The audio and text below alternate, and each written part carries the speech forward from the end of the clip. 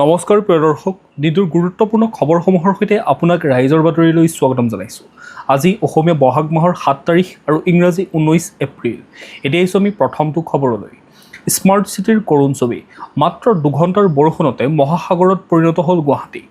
উত্তৰ পূবৰ প্ৰৱেশদ্বাৰ হিচাপে পৰিচিত গুৱাহাটী মহানগৰী দেওবাৰে নিশাৰ ধাৰাসাৰ বৰষুণত পুনৰ কৃত্ৰিম বানৰ কবলত পৰে। মাত্ৰ কেইঘণ্টামানৰ বৰষুণতে মহানগৰীৰ প্ৰায় প্ৰতিটো পথেই এতিয়া একোখন সাগৰ সদৃশ পৰিৱেশৰ সৃষ্টি হয়। বিশেষকৈ অনিল নগৰ, ৰুক্মিণী গাঁও, বেলতলা আৰু 6 মাইল আদি অঞ্চলৰ বাসিন্দাৰ ঘৰত পানী সোমাই এক আতংকময় পৰিৱেশৰ সৃষ্টি হয়। আনকি একাংশ লোকে থাৰ্মকলৰ ওপৰত উঠি বা গছৰ ওপৰত আশ্ৰয় লৈও সুৰক্ষিত স্থানলৈ যাবলগীয়াৰ দৰে পৰিস্থিতিৰ সৃষ্টি হয়। বশিষ্ঠ নৈৰ পানী উফন্দি পথৰ সৈতে একাকাৰ হোৱাৰ ফলত মহানগৰবাসীৰ যাতায়াত ব্যাহত হৈ পৰে।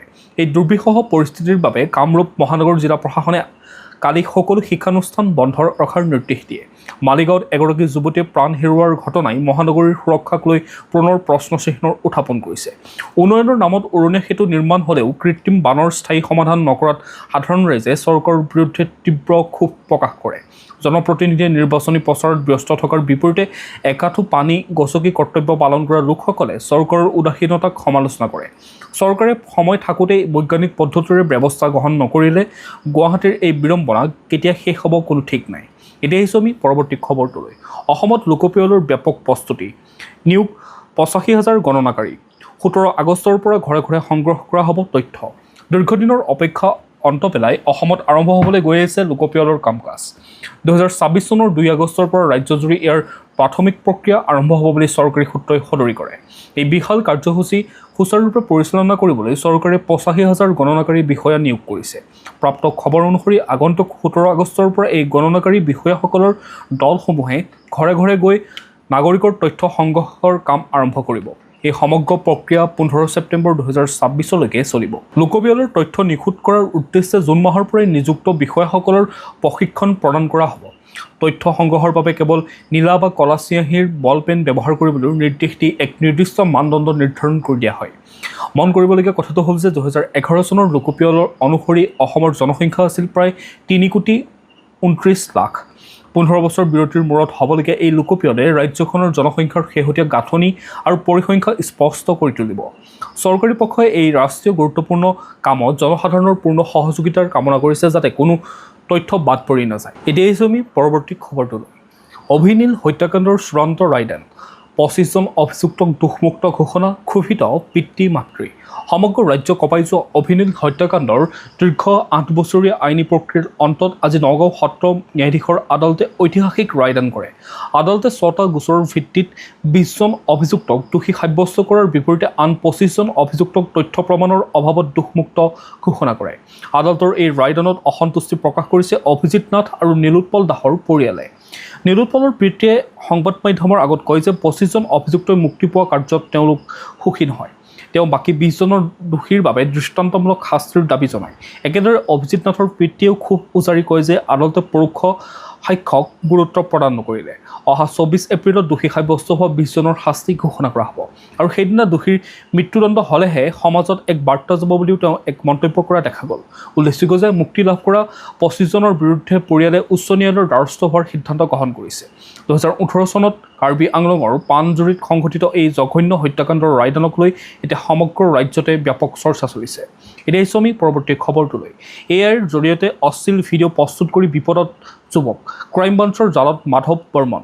কৃত্ৰিম বুদ্ধিমত্তা বা এআইৰ অপপ্ৰয়োগ কৰি সমাজত বিভ্ৰান্তি বিয়পোৱা এজন চাইবাৰ অপৰাধীক কালি গুৱাহাটী চাইবাৰ ক্ৰাইম ব্ৰাঞ্চৰ চেলে গ্ৰেপ্তাৰ কৰে। ধৃত যুৱকজনৰ নাম মাধৱ বৰ্মন আৰু তেওঁৰ গুৱাহাটীৰ বিৰুবাৰী অঞ্চলৰ বাসিন্দা বুলি চিনাক্ত কৰা হয়। অভিযোগ অনুসৰি মাধৱে এআই প্ৰযুক্তি ব্যৱহাৰ কৰি বিশিষ্ট উদ্যোগী সঞ্জীৱ নাৰায়ণ আৰু মৰ্মিলা মিত্ৰৰ এক অতি আপত্তিজনক তথা অশ্লীল ভিডিঅ' প্ৰস্তুত কৰিছিল। কেৱল ভিডিঅ' বনোৱাই নহয়, অভিযুক্ত যুৱকজনে সেইটো এটা ফেচবুক পেজৰ জৰিয়তে ভাইৰেল কৰি দিছিল। এই সন্দৰ্ভত সঞ্জীৱ নাৰায়ণে ক্ৰাইম ব্ৰাঞ্চত এক এজাহাৰ দাখিল কৰাৰ পাছতেই আৰক্ষীয়ে তৎপৰতাৰে অভিযান চলাই বিৰুবাৰীৰ পৰা মাধৱক আটক কৰে। বৰ্তমান ধৃত মাধৱ বৰ্মনক পাণবজাৰস্থিত ক্ৰাইম ব্ৰাঞ্চৰ কাৰ্যালয়ত জেৰা চলাই থকা হৈছে। সাম্প্ৰতিক সময়ত এআইৰ জৰিয়তে কাৰোবাৰ চৰিত্ৰ হনন কৰাটো এক গুৰুতৰ অপৰাধ হিচাপে গণ্য কৰা হয়। আৰক্ষীৰ এই পদক্ষেপে চাইবাৰ অপৰাধীসকললৈ এক সকিয়নি প্ৰেৰণ কৰিব বুলিও আশা কৰা হৈছে। এতিয়া আমি পৰৱৰ্তী খবৰটোলৈ। সংবাদ মাধ্যমৰ কণ্ঠৰোধৰ বিৰুদ্ধে গুৱাহাটীত নাগৰিকৰ হুংকাৰ, একত্ৰিত হ'ল বুদ্ধিজীৱী ৰাজনৈতিক দল। সংবাদ মাধ্যমৰ ওপৰত শাসক গোষ্ঠীয়ে চলাই অহা ধাৰাবাহিক আক্ৰমণ আৰু হেঁচাৰ বিৰুদ্ধে দেওবাৰে গুৱাহাটীৰ লক্ষীৰাম বৰুৱা সদনত এক বিশাল নাগৰিক সভা অনুষ্ঠিত হয়। গুৱাহাটী প্ৰেছ ক্লাবৰ আহ্বানত অনুষ্ঠিত এই সভাত বিশিষ্ট বুদ্ধিজীৱী, জ্যেষ্ঠ সাংবাদিক, অধিবক্তা আৰু বিভিন্ন ৰাজনৈতিক তথা অৰাজনৈতিক দলৰ প্ৰতিনিধিয়ে অংশগ্ৰহণ কৰি গণতন্ত্ৰৰ চতুৰ্থ স্তম্ভৰ সুৰক্ষাৰ বাবে ঐক্যবদ্ধ সংগ্ৰামৰ সংকল্প গ্ৰহণ কৰে। অজিত কুমাৰ ভূঞা, মাইনী মহন্ত, শান্তনু বৰঠাকুৰৰ সভাপতিত্বত অনুষ্ঠিত এই সভালৈ বিশিষ্ট বুদ্ধিজীৱী ডক্টৰ হীৰেন গোহাঁয়ে লিখিত ভাষণৰ জৰিয়তে সংবাদ মাধ্যমৰ সংকটকালত সচেতন নাগৰিক সমাজক থিয় হ'বলৈ আহ্বান জনায়। জ্যেষ্ঠ সাংবাদিক হাইদৰ হুছেইনে সংবাদ মাধ্যমৰ আত্মসংশোধনৰ ওপৰত গুৰুত্ব দিয়াৰ বিপৰীতে আছুৰ প্ৰতিনিধি টুটুমণি কলিতাই সংবাদ মাধ্যমৰ প্ৰশ্নৰ মুখামুখি হ'ব নোৱাৰা শাসকীয় পক্ষক তীব্ৰ সমালোচনা কৰা দেখা যায়। জ্যেষ্ঠ অধিবক্তা অৰূপ বৰবৰাই বিজেপি চৰকাৰৰ দিনত সংবাদ মাধ্যমৰ ওপৰত চলা প্ৰত্যক্ষ বা পৰোক্ষ আক্ৰমণৰ খতিয়ান দাঙি ধৰে। সভাত অখিল গগৈ, কৃপ চলিহাৰ লগতে কংগ্ৰেছ, CPI-M আৰু অসম জাতীয় পৰিষদৰ প্ৰতিনিধিসকলেও সংবাদ মাধ্যমৰ স্বাধীনতাৰ সপক্ষে মত প্ৰকাশ কৰে। গুৱাহাটী প্ৰেছ ক্লাবৰ এই পদক্ষেপক দিল্লী প্ৰেছ ক্লাব ইণ্ডিয়াৰ সভানেত্ৰী সংগীতা বৰুৱা পিছাৰতীয়েও সমৰ্থন জনায়। চৰকাৰী দমন নীতিৰ বিৰুদ্ধে এই নাগৰিক সভাই এক শক্তিশালী জনমত গঠনৰ ইংগিত দিয়ে। এতিয়া আহিছোঁ আমি পৰৱৰ্তী খবৰটোলৈ। বিৰোধী শিবিৰত জয়ৰ আত্মবিশ্বাস, গুৱাহাটীত তিনি গগৈৰ মহাপৰ্যালোচনা। নিৰ্বাচনৰ পাছত প্ৰথমবাৰৰ বাবে দেওবাৰে নিশা গুৱাহাটীৰ গ্ৰীণউড হোটেলত একত্ৰিত হ'ল বিৰোধী ঐক্যমঞ্চৰ প্ৰাৰ্থী আৰু নেতৃবৃন্দ।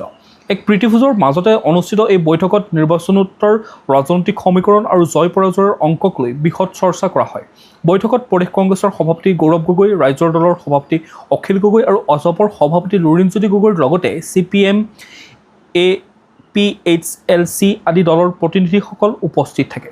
বৈঠকৰ অন্তত গৌৰৱ গগৈয়ে কয় যে এইবাৰ প্ৰথমবাৰৰ বাবে বিজেপিৰ ভোট কংগ্ৰেছলৈ স্থানান্তৰিত হৈছে আৰু বিৰোধীয়ে নতুন বৰঅসম গঢ়াৰ সংকল্পৰে যুঁজ দিছে। ইফালে অখিল গগৈ, তিনি গগৈৰ যুটিয়ে উজনি অসমত ধুমুহা সৃষ্টি কৰা বুলি দাবী কৰি কয় যে বিৰোধীয়ে এইবাৰ 70তকৈও অধিক আসন লাভ কৰিব। আনহাতে লুৰিণজ্যোতি গগৈয়ে বিজেপিক সমালোচনা কৰি কয় যে যিবোৰ সমষ্টিত কোনো প্ৰত্যাহ্বান নাছিল সেইবোৰতো এইবাৰ বিজেপি ধৰাশায়ী হ'ব। জ্যেষ্ঠ নেতা ৰিপুণ বৰা আৰু বিৰোধী দলপতি দেৱব্ৰত শইকীয়াইও এইবাৰ পৰিৱৰ্তন নিশ্চিত বুলি দাবী কৰে। তেওঁলোকৰ মতে জনসাধাৰণে এইবাৰ সমস্যাৰ ভিত্তিত ভোটদান কৰিছে আৰু বিজেপিৰ বিদায় ঘণ্টা বাজি উঠিছে। 4 মে'ৰ ফলাফলৰ পূৰ্বে বিৰোধী শিবিৰৰ এই সক্ৰিয়তাই ৰাজ্যৰ ৰাজনৈতিক মহলত এতিয়া তীব্ৰ চাঞ্চল্যৰ সৃষ্টি কৰিছে। এতিয়া আহিছোঁ আমি পৰৱৰ্তী খবৰটোলৈ। ৰুণীখাটাত চেপা উত্তেজনা, আৰক্ষীৰ জালত 22 জন, জনসাধাৰণক তথ্য দিবলৈ জিলা দণ্ডাধীশৰ আহ্বান। চিৰাং জিলাৰ ৰুণীখাটাত বন বিভাগৰ উচ্ছেদক কেন্দ্ৰ কৰি সৃষ্টি হোৱা পৰিস্থিতি লাহে লাহে স্বাভাৱিক অৱস্থালৈ ঘূৰি আহিছে। BTD পৰিদৰ্শক প্ৰধান বিবেক ৰাজ সিঙে জনোৱা মতে হিংসাত্মক কাৰ্যকলাপত উচতনি দিয়াৰ অভিযোগত বৰ্তমানলৈকে মুঠ 22 জন লোকক গ্ৰেপ্তাৰ কৰা হৈছে। ভিডিঅ' ফুটেজ আৰু অন্যান্য প্ৰমাণৰ ভিত্তিত এই অভিযুক্তসকলক চিনাক্ত কৰা হয়।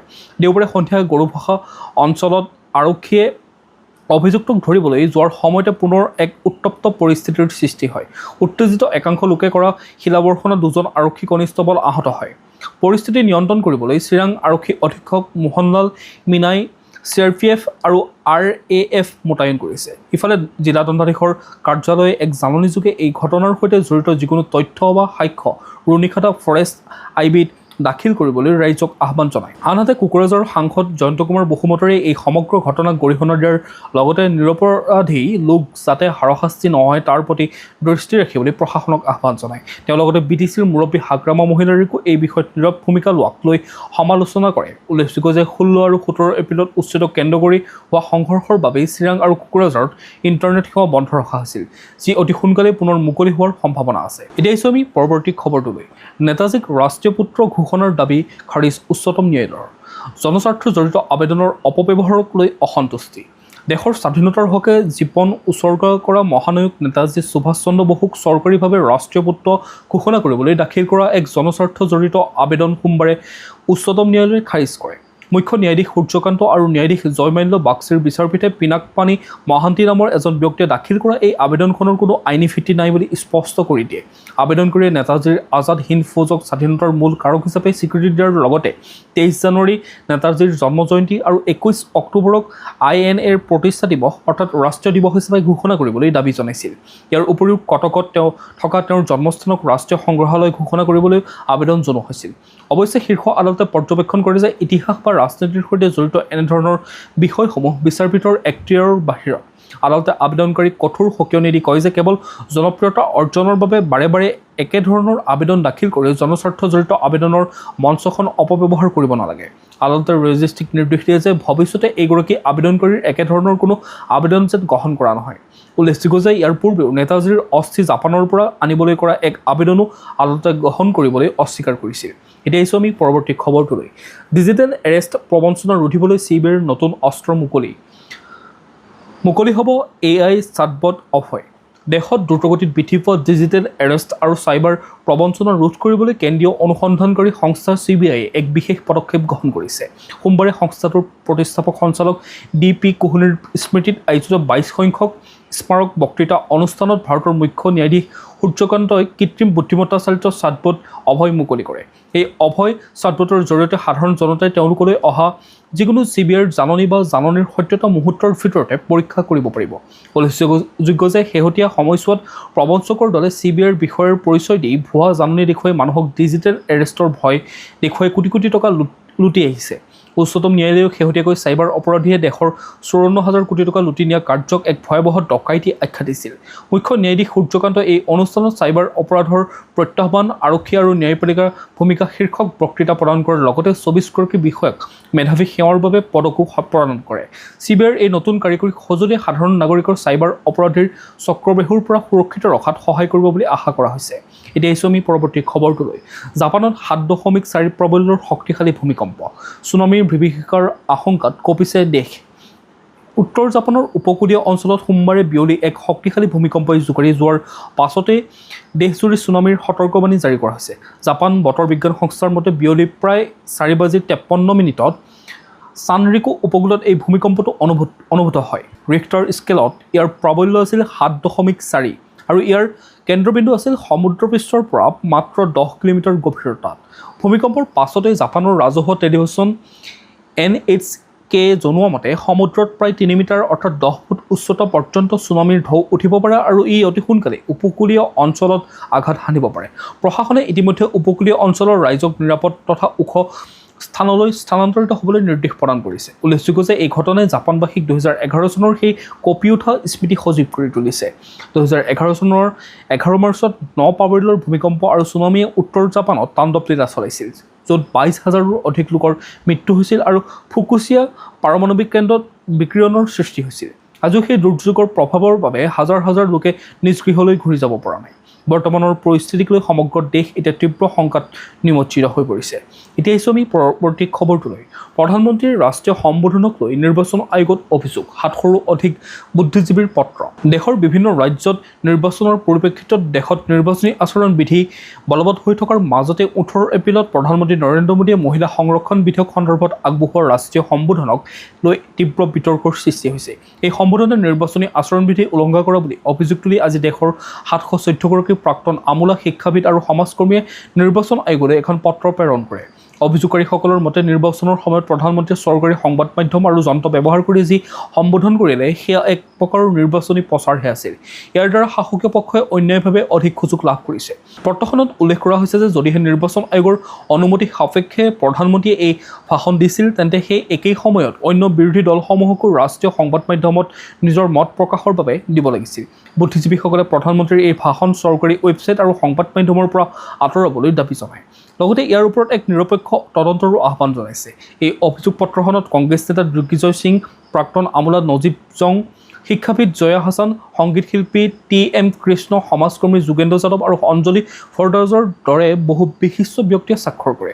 বিৰোধী আৰু সমাজৰ এটা অংশই এই সম্বোধনক লৈ সৰব হৈ পৰাৰ পাছতে এতিয়া নিৰ্বাচন আয়োগে এই সন্দৰ্ভত কি ভূমিকা গ্ৰহণ কৰে সেয়া হ'ব লক্ষণীয়। নিৰ্বাচনী প্ৰক্ৰিয়াৰ স্বচ্ছতা আৰু সকলো দলৰ বাবে সমান সুযোগ নিশ্চিত কৰিবলৈ আয়োগক এই পত্ৰৰ জৰিয়তে অনুৰোধ জনোৱা হয়। এতিয়া আহিছোঁ আমি পৰৱৰ্তী খবৰটোলৈ। পৱন খেৰৰ বিৰুদ্ধে জামিনবিহীন পৰোৱানা জাৰি কৰিবলৈ অস্বীকাৰ গুৱাহাটী আদালতৰ। গুৱাহাটী এখন আদালতে কংগ্ৰেছ নেতা পৱন খেৰৰ বিৰুদ্ধে জামিনবিহীন পৰোৱানা জাৰি কৰিবলৈ অসম আৰক্ষীয়ে কৰা আবেদন খাৰিজ কৰে। মুখ্যমন্ত্ৰী হিমন্ত বিশ্ব শৰ্মাৰ পত্নী ৰিণিকী ভূঞা শৰ্মাই খেৰৰ বিৰুদ্ধে ভুৱা তথ্যৰে মানহানি কৰা আৰু জালিয়াতিৰ অভিযোগত গোচৰ তৰিছিল। কামৰূপ মেট্ৰ'ৰ মুখ্য ন্যায়িক দণ্ডাধীশ আদালতে জনোৱা মতে আৰক্ষীয়ে দিয়া যুক্তি কেৱল অনুমানৰ ওপৰতহে ভিত্তি কৰি কৰা হৈছে আৰু ইয়াৰ কোনো নিৰ্ভৰযোগ্য প্ৰমাণ নাই।